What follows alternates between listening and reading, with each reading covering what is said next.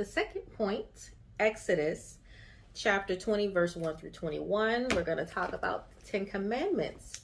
He says of those who hate me. So if you hate God and you teach your children how to hate God, obviously they're going to be living outside of the will of God and not be under that covenant blessing and protection.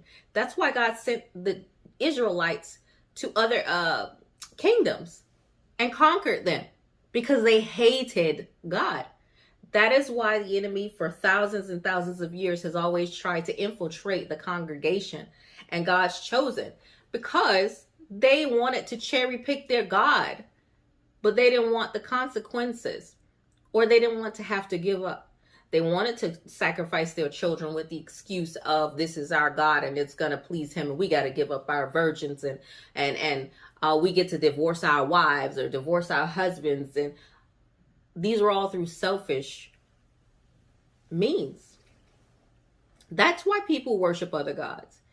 Because with our God, with Yahweh, with the holy God, the only God, it's black and white. There's no gray area. If you want it, you got to take it all. Take it all. It doesn't hurt to be loved. It hurts to be misled. It hurts to be cursed at, spat on, lied to, tricked, bamboozled, swindled. That's what other gods give you.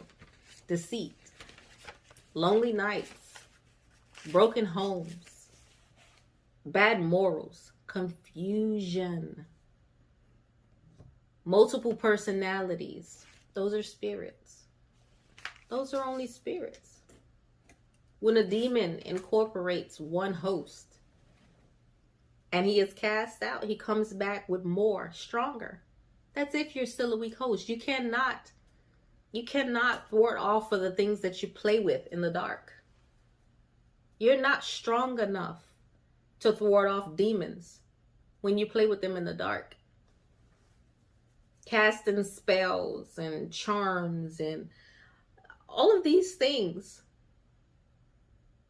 won't save you. They'll only destroy you. So you have to understand there's one God. One God.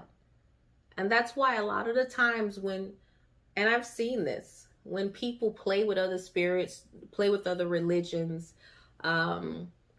create other gods, and they conjure up these big bad demons and they get possessed. Because yes, people do get possessed. You may have not seen it, but those of us who live that life have seen it. You see it every day. You just don't realize it.